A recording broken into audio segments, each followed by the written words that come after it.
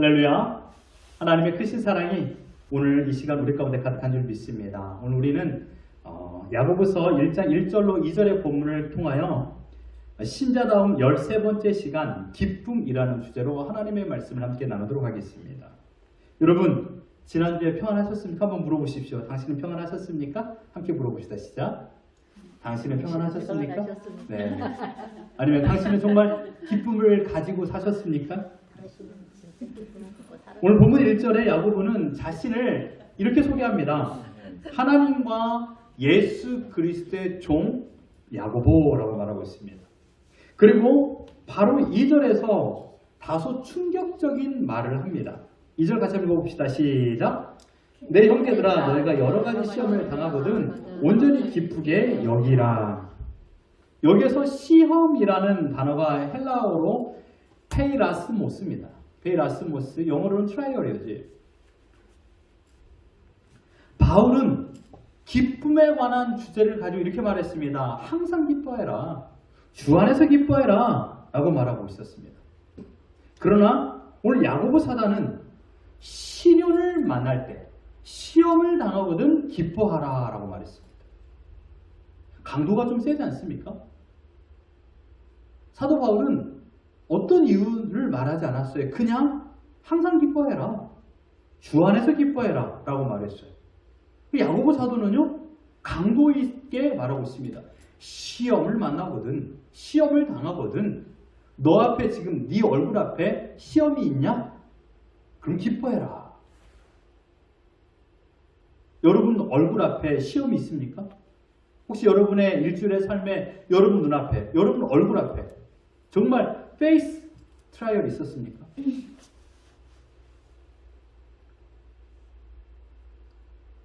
황당하지 않습니까? 이렇게 말하는 것 자체가요. 너희 얼굴 앞에 시험이 있으면 기뻐해라. 성공과 기쁨, 그리고요 평안과 기쁨, 사랑과 기쁨, 기쁨과 참 어울려요. 성공, 평안, 사랑, 기쁨, 이 어울린 단어 아닙니까? 그런데 오늘 시련과 기쁨은 전혀 어울리지 않는데 왜 야고보 사도는 이렇게 말씀하셨을까요? 먼저 생각해야 할 것이 바로 시험입니다. 시험. 시험이란 무엇입니까? 시험이란 무엇입니까? 말 그대로 나를 힘들게 하는 것, 나를 어렵게 하는 것, 내 몸이 고달프고 정신적인 스트레스가 가득한 것, 이것이 바로 시험, 곧 시련이라는 것입니다. 어떤 이들은요, 야 뭐가 그게 힘드냐, 그건 누구나 경험하는 거야. 그 과정은 다 경험해야 어른이 되고 성숙한 사람이 되는 거야 라고 말합니다. 사회 초년생의 그 시간은 꼭 경험해야 될 거야 라고 말합니다.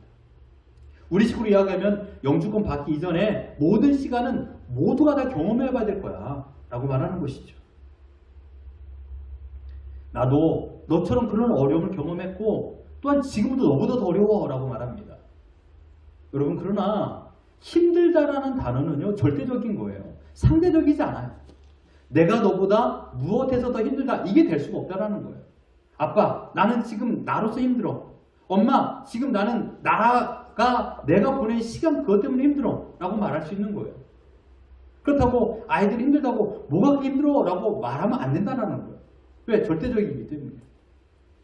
내가 힘드니까 힘들다고 말한다는 것입니다. 결국 내가 힘들다 그걸 느끼는 것 자체가 시련이요 시험입니다. 이런 힘든 시련 중에 기뻐할 수 있습니까? 시험이라는 쓰나미가 찾아오면요 그것이 끝이 아니에요. 시련 하나는 끝이 아니에요. 어려운 시기가 아니라는 거예요. 2차, 3차의 쓰나미가 찾아옵니다. 그게 무엇입니까? 바로 걱정과 근심이에요. 시련 이후에 찾아오는 어려움은요 바로 걱정과 근심이라는 것이에요. 어쩌면 시련이 만들어낸 최고의 공격은 걱정과 근심입니다. 어려운 일이 발생합니다. 그 일에 대한 걱정으로 식사를 하지 못해요. 어려운 일이 발생합니다. 그 일로 인하여 잠을 주무시지 못하면서 걱정하고 염려하는 것. 이 일로 인하여 육신이 더 고달파지는 일들을 우리는 많이 경험하지 않습니까? 그런데 놀라운 사실은 이 시련이 신자인 우리들에게도 찾아온다는 것입니다. 시험은요 아주 무시무시합니다. 시련에는 예외의 대상이 없어요.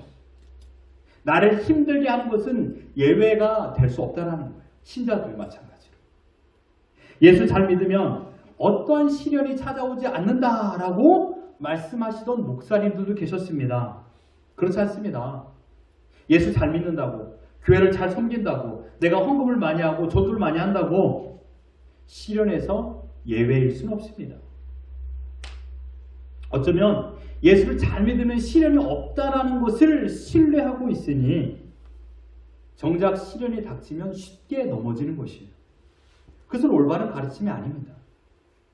성경에서는요, 예수를 믿으면 시련이 없을 거다라고 가르치지 않았습니다.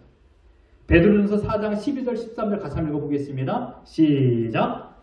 사랑하는 자들아, 너희를 연단하려는 오는 불시험을 이상한 일 당하는 것 같이 이상히 여기지 말고 오히려 너희가 그리스도의 고난에 참여하는 것으로 즐거워하라. 이는 그의 영광을 나타나실 때 너희로 즐거워하고 기뻐하게 하려 함이라. 아멘. 시련을 당하는 자에게 설명합니다. 먼저는 불시험을 당하는 것을 이상히 여기지 말라라고 말하고 있습니다. 불시험, painful trial, 고통이 가득한 시험이라고 말하고 있습니다. 그리고 불시험이 찾아올 때 어떻게 하라고요? 도망가지 말라고 말하고 있습니다. 도망가지 말아라. 그것을 피하지 말고 참여해라. 그 고난 속에 참여해라라고 말하고 있습니다. 그 이유를 베드로님께 설명합니다. 우리를 구원하신 예수 그리스도께서 고난을 통하여서 영광에 들어가신 것처럼, 아주 중요합니다. 예수 그리스도께서 고난을 통하여 영광에 들어가신 것처럼 우리도 이 세상에서 그리스도와 함께 고난을 당하지만 결국 완성되어 있는 천국에 들어갈 것을 확신하라고 말씀하고 있는 것입니다. 그래서 고난을 도망가지 말고 고난에 참여하라고 말씀하고 있는 것입니다. 어떻습니까? 예수 잘 믿으면 고난이 나를 피해갑니까? 그렇지 않습니다. 내 앞에 불시험으로 다가온다는 것입니다. 그런데 대부분의 사람들은 어려운 일이 일어나면 어떻게 합니까? 어떻게 행동합니까? 모두가 도망갑니다. 피하려고만 합니다. 어려운 일을 마저 했는데 맞서서 싸울 필요는 없어. 도망가는 게 상책이야 라고 말합니다. 그러나 야고보 사도는 여러 가지 시험을 당할 때 어떻게 하라고 했습니까? 2절에 보면 온전히 기쁘게 여기라 라고 말하고 있습니다. 굉장히 역설적인 표현입니다. 온전히 기쁘게 여기라. 시험을. 여기에서 온전히 기쁘게 라는 헬라어는 바로 파사카라입니다. 파사카라. 이 카라라는 단어 있죠? 이게 바로 기쁨이라는 뜻이에요. 카라. 이 기쁨, 이 파사카라라는 것은요, 모든 기쁨, 또한 순전한 기쁨, 완전한 기쁨을 의미하고 있습니다. 즉 시험을 당할 때 낙심과 절망과 근심하지 말고 기쁨이 가득해야 된다라고 말씀하고 있습니다. 세상 사람들이 보기에는요, 미치지 않고서는 절대 이런 시련 앞에서 웃음으로 기쁨을 느끼며 살아갈 수 있다라고 생각할 수 없어요. 우리가 미친 사람이 되는 거죠. 세상 사람들이 보기에는요. 그런데 야고보 사도는요, 시험 앞에서 기쁨이 충만해야 된다라고 하니, 여러분 과연 어떻게 해야, 또한 어떠한 믿음의 레벨이어야만이 시험 앞에서도 기쁨을 누릴 수 있을까요? 우리는 두 번째로 생각해 봐야 될 것이 바로 야고보 사도, 그는 누구인가 이것입니다. 야고보는 누구인가? 이 서신을 쓴 사람은 누굽니까? 야고보입니다. 이 야고보는 누굽니까? 바로 예수님의 친동생입니다. 예수님의 친동생. 여러분 예수님에게도 6명 이상의 동생들이 있었습니다. 예수님의 동생 야고보가 성경에 기록된 에피소드가 마가복음 3장에 나옵니다. 우리 21절 같이 한번 읽어봅니다. 시작. 예수의 친족들이 듣고 그를 붙들러 나오니 이는 그가 미쳤다 하밀러라. 31절에 시작. 그때 예수의 어머니와 동생들이 와서 밖에 서서 사람을 보내어 예수를 부르니 또한 예수님의 식구가 몇 명인가 설명하는 것이 바로 마태복음 13장 같이 읽어봅니다. 시작. 이는 그 목수의 아들이 아니냐. 그 어머니는 마리아, 그의 형제들은 야고보, 요셉, 시몬, 유다라 하지 않느냐 라고 말하고 있습니다. 그리고 그의 누이들이 있다라고 표현하고 있어요. 누이들이라고 표현했기 때문에 복수입니다. 그러니까 남동생 4명과 여동생 2명, 총 6명의 동생들이 있었다라고 성경에서는 말하고 있습니다. 그런데 이 야고보가 그 형 예수를 어떤 식으로 보았습니까? 미친 사람으로 봤습니다. 미친 사람. 미치지 않았다라면, 반대로 귀신 들리지 않았다라면 이상한 기적을 행할 수 없다라고 야고보는 생각했습니다. 즉 이 말은요, 예수를 하나님의 아들로 믿지 않았던 것입니다. 불신자였습니다. 예수님의 동생이 불신자였다라는 것이죠. 그것도 미친 사람 취급했던 불신자였습니다. 이런 야고보가 오늘 본문 1절에서는 예수님을 주, 큐리오스라고 표현했습니다. 큐리오스라는 말은요, 나를 구원할 분은 오직 예수님, 나를 구원할 분은 오직 당신입니다 라는 뜻이 바로 이 큐리오스라는 고백입니다. 야고보는 예수형을 인간의 죄와 사망과 모든 시험과 고통에서 해결해 줄 수 있는 주, 큐리오스로 고백하고 있습니다. 야고보는 자신을 하나님이신 주 예수 그리스도의 종이라고 표현하지 않았습니까? 예수형을 미쳤다라고 했던 야고보가 예수라는 형이 하나님이시고 구원자이시고 우리를 죄 가운데서 사해 주실 분이라고 믿게 되었던 것입니다. 그 전에 야고보는 예수가 미친 사람이라고 말했는데 어떻게 해서 예수가 하나님이고 자신을 구원할 자라고 그런 마음으로 바뀌게 되었을까요? 여러분, 야고보는 예수 형과 수십 년을 함께 살았습니다. 그런데 이상한 점이 있었습니다. 여러분, 예수님의 가정은 그저 부자가 아니었다라고 여러분 잘 알고 계시죠? 돈이 많은 가정이 아니었습니다. 우리 집은 부자가 아니고 매일 돈을 걱정하며 살아야 되고 또한 일을 해야만이 살 수 있는 가정인데 예수라는 형은 언제나 걱정을 안 해. 불평도 하지 않고 시련을 당해도 항상 기쁨이 있었어. 나랑 똑같이 어려운 일을 당했음에도 불구하고 항상 그 형의 얼굴은 평안했고 웃음이 가득했어. 보통 사람과 분명히 달라도 뭔가 달라. 미치지 않고서 저럴 수 없어 라고 생각했습니다. 아니면 정말 바른 사람인 거라. 이 둘 중에 하나였다는 것입니다. 그런 생각을 가지고 있었는데 예수 형이 정말로 십자가에 달려 죽고 3일 만에 부활했다라는 소식을 듣게 되었습니다. 여러분, 이것이 말이 됩니까? 상식에서 벗어나는 사건이 발생됐습니다. 놀라운 일이 발생한 것이죠. 미쳐서 죽은 형이 부활하여 다시 살아났다는 것입니다.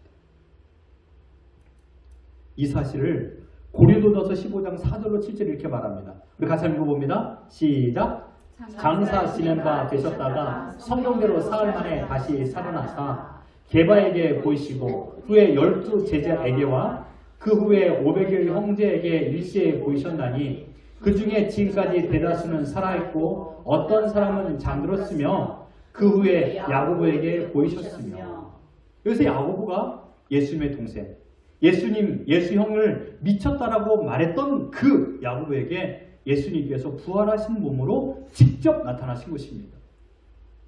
30년 동안 함께 살았던 그 형, 항상 온화하고 항상 웃음이 가득했고 기쁨이 가득했던 그 형, 자기가 보기에는 미친 사람처럼 보였지만 그가 죽었다가 다시 살아나서 자신 앞에, 야고보 앞에 서게 된 것입니다.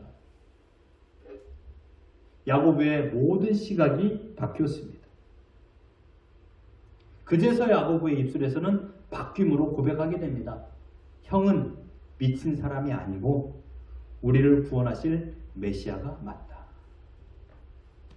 야고보는 부활하신 예수님을 보고 완전히 변했습니다.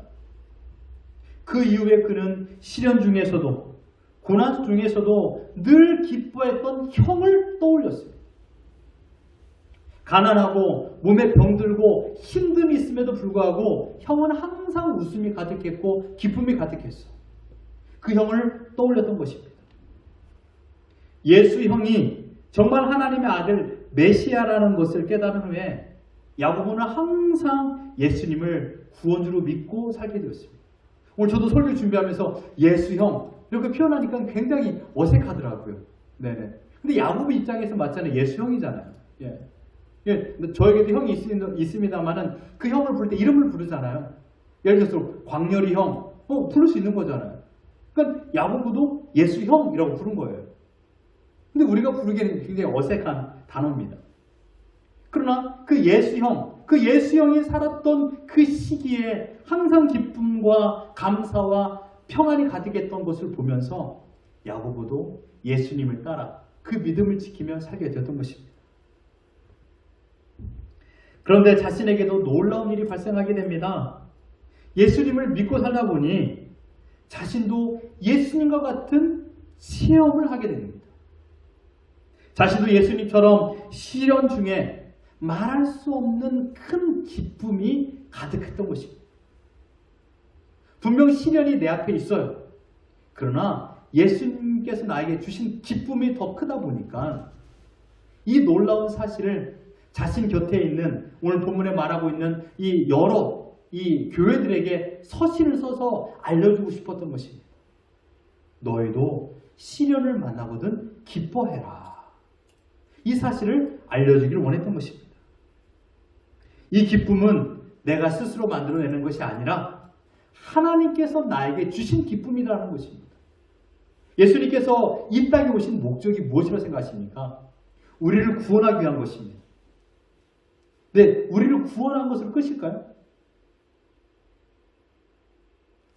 하나님께서 우리가 이 땅에 사는데 구원을 받고 염려와 근심으로 살기를 원하실까요? 아니에요. 예수님께서 우리에게 이 땅에 오신 것은 우리의 기쁨을 더욱더 충만케 하기 위하여 이 땅에 오셨습니다. 우리의 기쁨을 뭐라고요? 충만케 하기 위하여서. 예수님 믿기 이전의 기쁨이 10이었다면 예수님 믿고 우리의 기쁨이 100이어야 된다는 것이에요. 이게 바로 충만이라는 것입니다. 배가 더 되는 것. 예수님이 이 땅에 우리에게 기쁨을 주기 위하여 오셨습니다.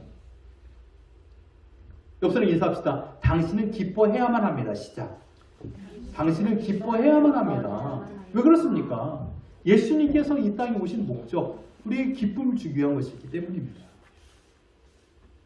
그러니 아무리 경제적으로 어려움이 있고 육신의 아픔이 찾아오는 시련이 있다 할지라도 또는 사람들과의 관계로 인한 스트레스가 있다 할지라도 내 안에 있는 그리스도께서 주시는 구원의 기쁨이 더욱 크고 위대하니 내 삶의 모든 시련을 이겨낼 수 있다라는 말입니다. 이 사실을 모든 신자들에게 알려주기를 원해서 이 서신을 썼고 지금도 우리가 이 기쁨에 참여하고 있는 것입니다. 우리 같이 한번 읽어볼까요? 시작! 시련보다 기쁨이 더 강하다. 아시겠습니까? 사랑하는 성도 여러분, 어떻게 살아야 신자다움으로 살아가는 것일까요? 참된 신앙은 우리를 구원하신 예수 그리스도로 말미암아 기쁨을 누리는 것입니다. 여러분은 예수님이 여러분의 죄 때문에 죽으시고 여러분에게 완전한 생명을 주시기 위하여 부활하신 사실을 믿습니까?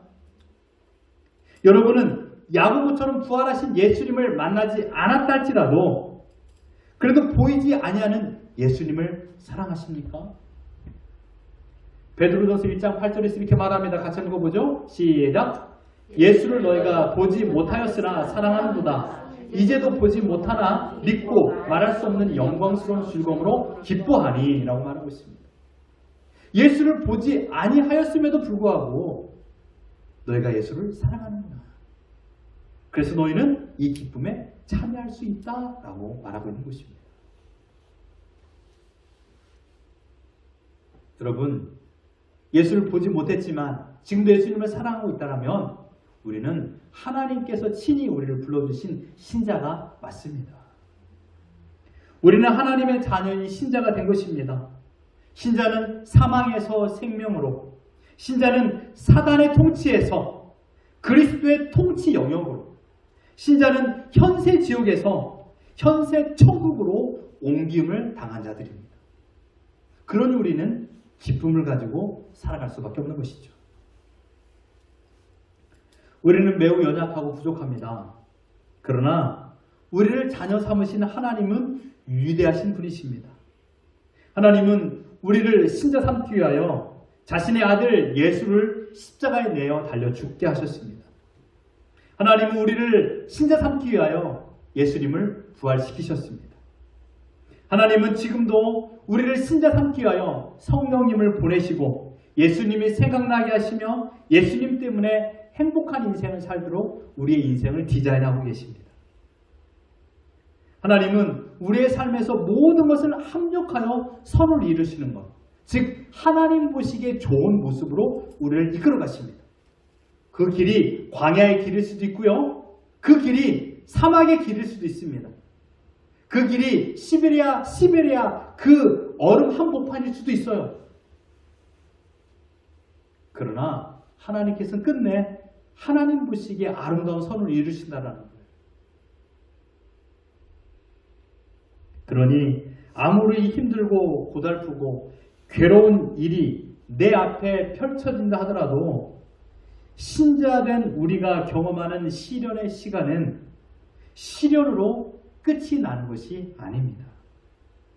하나님의 위대한 작품으로 만들어지는 과정입니다. 우리는 지금 그 과정 속에 있는 것입니다. 이 사실을 먼저 깨달은 이사야는 이사야 43장 1절로 3절에 이렇게 말했습니다. 우리 같이 한번 읽어봅니다. 시작! 야곱아 너를 창조하신 여호와께서 지금 말씀하시느니라. 이스라엘아 너를 지으신 이가 말씀하시느니라. 너는 두려워하지 말라. 내가 너를 구속하였고 내가 너를 지명하여 불렀나니 너는 내 것이라. 내가 물 가운데로 지날 때 내가 너와 함께할 것이라. 강을 건널 때 물이 너를 침몰하지 못할 것이며 내가 불 가운데로 지날 때에도 타지도 아니할 것이요 불꽃이 너를 사르지도 못하리니 대저 나는 여호와 내 하나님이요 이스라엘의 거룩한 이요 내 구원자이니라. 내가 애굽을 너의 속량물로 구스와 스바를 너를 대신하여 주었노라. 아멘. 이사야가 믿는 하나님이 지금 우리가 믿는 하나님이에요. 이사야도 불 가운데, 물 가운데, 고통 가운데 삶을 살았지만 자신은 하나님의 자녀라는 사실을 믿고 두려워하지 않고 담대함을 가지고 기쁨으로 살아갔는데 왜 우리는 같은 하나님을 믿으면서 왜 염려와 근심 속에 살고 있을까요? 하나님이 다른 분입니까? 아니요. 우리의 믿음이 달라졌기 때문이에요. 지난날 분명 우리도 어려움과 힘듦이 있을 때 그 힘듦을 너끈히 이겨낸 적이 있었습니다. 근데 왜 이번 주는, 왜 지난주는, 왜 어제는 어려운 일 당할 적에 철저하게 패배하셨습니까? 기쁨과 상관없는 낙심과 절망과 근심 속에서 왜 사셨습니까? 하나님은 살아계신데 지금도 내 안에 계시고 계시는데 왜 예수님을 믿지 못하고 염려하고 계십니까? 사랑하는 성도 여러분, 예수님을 믿는다고 시련이 피해가지는 않습니다. 그러나 시련이 온다 할지라도 변하지 않는 것은 있습니다. 그것은 바로 우리가 받은 구원이 변하지 않는다는 사실입니다. 아무리 살기 어렵다 하더라도 우리를 구원하신 하나님은 변하지 않고요. 그 구원은 틀림없는 사실입니다. 세상에서 아무런 시련 없이 산다라는 것은 복음이 아니에요. 복된 소식이 아니에요. 시련을 당한다 할지라도 우리가 받은 구원, 곧 신자됨으로 인정하신 하나님의 선택은 변하지 않고 예수님께서 나를 끝까지 사랑하고 나를 붙잡고 계신다라는 것이 복음이에요. 이 복음을 내 안에 모시고 살아간다면 그 복음으로 말미암아 내 길이 험난하달지라도 나는 기뻐할 수 있습니다. 시련이 있지만 예수님이 주시는 기쁨과 힘으로 시련의 터널을 통과할 수 있습니다. 혹시 여러분의 가정에 육신의 공감이 있는 자가 있습니까? 괴로움 속에서 하루하루를 견디며 살아가는 자들이 있습니까? 그에게 필요한 것은 치료가 아니라 예수님이십니다. 그에게는 소망이 아니라 예수님이 소망이십니다. 그 소망이 예수님이 그를 바꿀 수가 있는 것입니다. 사랑하는 성도 여러분, 하나님께서 우리에게, 즉 신자에게 원하시는 삶은요, 기쁘게 살아가는 거예요. 예수 그리스도 안에서 행복하게 살아가는 것, 이것을 하나님께서 원하십니다. 시련은 분명 찾아옵니다. 아니, 지금도 시련 속에 있는 분들도 계십니다. 그러나 시련을 당했다고 해서 원망하거나 심지어 하나님을 믿지 못하는 불신자의 행동을 하지 마십시오. 하나님이 나를 혹은 우리 가정을 버렸어. 하나님은 아무런 힘이 없는 분이야 라고 생각하지 마십시오. 사단은 그것을 노립니다. 우리의 입술로 하나님을 거부하기를 원하고 있습니다. 하나님께서 신자된 우리를 어떤 과정으로 이끌어 가시든지 각 사람마다 멋진 작품으로 하나님께서 친히 만드실 줄 믿습니다. 지금 우리들의 자녀를 향하여 하나님은 손수 모든 일을 빚어가고 계십니다. 나의 인생 또한 하나님께서 만들어 가셔서 지금 이곳에 있는 것이 아닙니까? 그러나 한 가지 알고 있는 사실, 하나님은 지금의 시련 속에서도 우리를 지키시고 보호하고 계십니다. 불 가운데 지나가도 물 가운데 있을지라도 하나님의 손은 우리를 끝까지 붙잡고 계신다는 사실입니다. 결국 우리는 하나님께서 정해놓은 연수, 생명을 다하고 하나님께서 만들어 놓으신 하나님의 나라에서 영원토록 기쁨을 누리며 살아갈 것입니다. 현재의 고난이 가난이나 질병이라 할지라도 하나님은 나를 끝까지 책임지시는 분이십니다. 그러니 우리는 어떠한 시련 앞에서도 기뻐할 수 있습니다. 그것도 아주 담대한 기쁨으로 시련을 맞설 수 있습니다. 사랑하는 성도 여러분, 시련 앞에서, 시험 앞에서 약해지지 마십시오. 시련 앞에서 도망가지 마십시오. 거부할 수 없는 시련의 연속의 삶을 살지만 포기할 수 없는 하나님의 기쁨이 우리를 인도하십니다. 거부할 수 없는 시련입니다. 그러나 나를 포기할 수 없는 하나님의 기쁨이 나를 이끌어 가십니다. 시련보다 더 크신 하나님이 우리의 아버지이십니다. 우리를 구원하신 예수 그리스도께서 가난의 시련보다, 건강의 시련보다 더 크고 위대하십니다. 그러므로 오직 예수 그리스도 안에 거하십시오. 어떠한 상황에서도 주님만 바라보십시오. 분명 이번 주에도 여러분 앞에 나를 쓰러뜨리는 불시험이 내 얼굴 앞에 있을 거예요. 그러나 그 시험보다 더 크신 하나님의 손이 나를 붙잡고 있다는 사실을 믿으시고 예수 그리스도 사랑 안에서 늘 승리하며 감격 가운데 기쁨으로 살아가는 우리 모두가 되기를 예수 그리스도 이름으로 축원합니다.